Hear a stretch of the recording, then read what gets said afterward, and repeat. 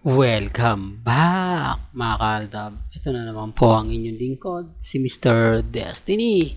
At magbibigay po tayo ng pinakamainit na update po ngayon sa social media mga kaaldab. Ito yung pinaka-latest na pinag-uusapan po ngayon sa Instagram, sa Twitter at sa Facebook. Napakaraming update ngayon na talagang mapapaisip po kayo. Sabi ko nga po sa inyo dito po sa channel ni Mr. Destiny, kung ano lang po yung latest, kung ano lang po ang trending, dun lang po tayo. Di po ba? Sa dami po ng mga ebidensya at resibo na magpapatunay kung ano nga po ba meron sila Mengge at Tisoy. Sa dami ng mga nagsasabing fake news lang po yung mga ina-update natin, okay lang po yan mga kaaldab, kasi naman po napakarami nating ganap, halos maya't maya po o sabihin natin araw-araw marami tayong update, marami tayong ganap na nakukuha naman po mismo kay Alden Richards. Kaya yung iba nagtataka mga kaaldab kung papaano nga po ba at kung ano na nga po ba ang nangyayari ngayon sa mga kaganapan. Marami po kasing issue. Unahin po natin mga kaaldab yung kay Catherine, kay Alden na kumbaga pinipilit po ng iba, sinasabing magpapakasal. Common sense na lang po mga kaaldab. Hindi ko alam kung bakit yan laging nagiging topic, lalo na po sa mga website, sa Instagram, lalo na po sa Facebook. Hindi po ba? Sa Twitter hindi gaanong pinapansin pero maingay pa rin po. Hindi po ba? Taktika nga po yan para lang talaga matuloy ang hello love goodbye. Ito yung mga desperadong galawan. Desperado na po sila dahil marami nga po nakabinbin na project para kay Alden Richards at hindi naman po talaga totally kasama yung hello love goodbye. Kaya nga sabi ko sa inyo, relax lang po kayo, kampante lang. Ito nga po yung pulang araw pinag-uusapan kung kikita nga po ba to o hindi. Sa bagay mga kaaldab, sinasabi nilang hindi naman si Alden Richards lang ang magdadala. Nandyan si David at si Barbie Fortesa na kung saan nga po mainit na pinag-uusapan, samantalang si Sanya Lopez parang bumagsak po yung karir. Di po ba? Kaya nga po yung iba nagtatanong, ano nga po ba at bakit nga po ba si Sanya Lopez ang pinili kay Alden Richards, dahil marami naman pong mga artista sa Sparkle Artist Center na mas babagay. Malakas lang po talaga si Sanya Lopez sa GMA Kapuso.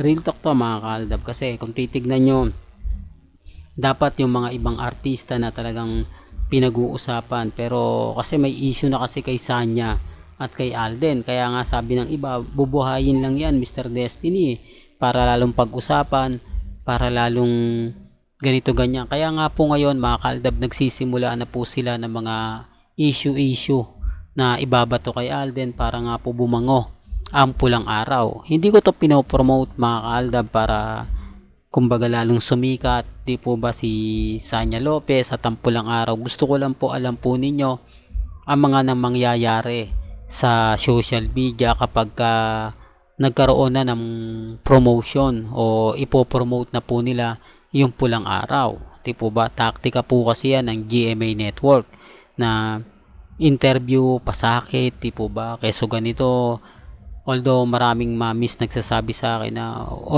kumbaga kalma ka lang Mr. Destiny, cool ka lang kasi hindi naman kami naniniwala. Pero hindi naman po kasi lahat ng pananaw ng Aldab Nation iisa. May mga mamis, mga titas na pusong mamon na kapag nakabasa sila sa mga article na nakasulat, sa mga website na pinag-uusapan, siyempre nagtatampo rin po sila. Alam nyo naman po yung mga website kapag nagsulat yan, mga content creator na hindi naman Aldab, kumbaga para lang mag-trigger yung pulang araw, gagawin po nila yan.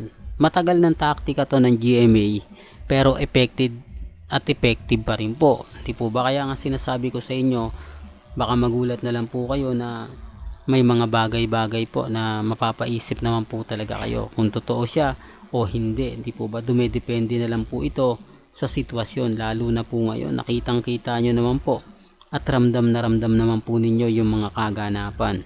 Sabi ko nga po sa inyo dito po sa channel ni Mr. Destiny, kung ano lang po yung mga latest, kung ano lang po yung mga trending, kung ano lang po yung mga pinag-uusapan, doon lang po tayo.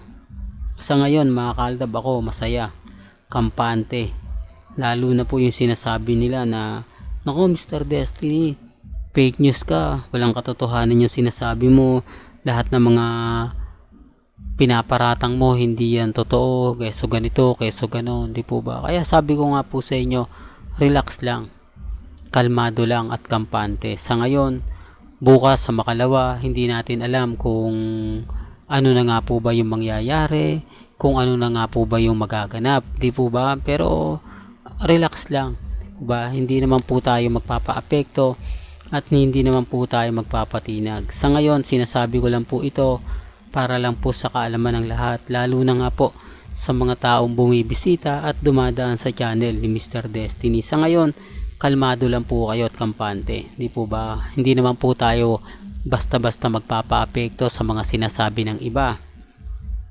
At dito po balikan natin si Maine Polkerson. Trending na naman po si Mengay sa social media. Ganyan po kalupit si Mengay. Palitan lang po sila ni Alden Richards. Sabi ko nga po sa inyo, mas marami na pong kumbaga nasasabik dito. Pero maraming komento na kumbaga paghihiwalayin din daw naman po si Alden, hindi naman pagsasamahin. Wala naman pong problema yon. Kumbaga normal lang yan na may mga ganyan po. Pero sabi ko nga po sa inyo, si Alden yung tipo na naliligaw, nalilito kapag ka naandyan si Mengay. Di po ba? Totoo to mga kaaldab. Natatandaan nyo po yung mga video dati natin na ipinapakita nung nasa APT.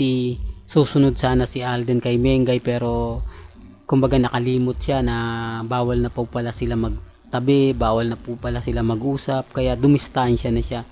Di po ba? Halatang halata naman po mga kaaldab na ginagawa na po at madalas na pong magkamali si Alden. Kaya dito mga kaaldab, may kita naman po natin sa bagay. Sabi ko nga po sa inyo, Alden Richards yan eh. Napakahusay niyan, napakagaling yan. Talagang masasabi mo yung mga kaganapan, madali niyang makontrol. Di po ba? Saan ka naman kasi makakita, makakapanood na huling-huli mo na yung isda pero nakakaalpas pa. Yung tipong nailabas niya na, nasabi niya na, pero nagagawa niya pa rin pong baliktarin yung sitwasyon. Nagagawa pa rin po niyang kumbaga sabihin yung mga bagay-bagay na madali. Alam niya, sa totoo lang po, ibig kong sabihin, magaling siya at kayang-kayang baliktarin ang sitwasyon. Yung tipong huli na pero nagagawa niya pang ibahin. Sabi ko nga po sa inyo, kalmado lang po kayo, kampante lang po kayo, di po ba? Sa dami ng mga issue na dumadaan ngayon at binabalita sa social media, hindi mo na nga talaga alam kung sino yung paniniwalaan mo. Di po ba? Tapos ang daming post. Okay lang po yung mga post na yon. Kay ano lang naman yun eh. Kay congressman lang. Post niya kay Ria at kay Sanjo. Anong ganap? Di po ba? Bakit kinokonek nila si Sanjo at si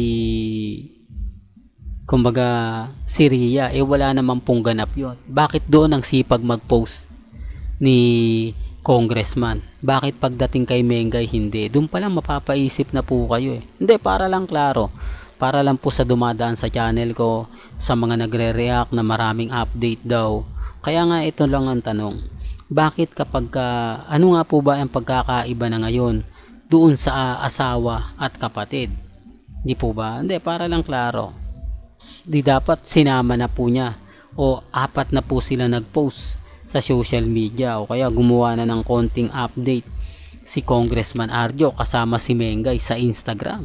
Kaya nga sabi ko sa inyo, ang daming mali, ang daming lapses, ang daming mga katanungan na kahit ang army hindi po talaga nasasagot. Kahit ang mga main fanatics, hirap po silang ipaliwanag sa mga membro po nila. Sinasabi ko lang po yung totoo ha.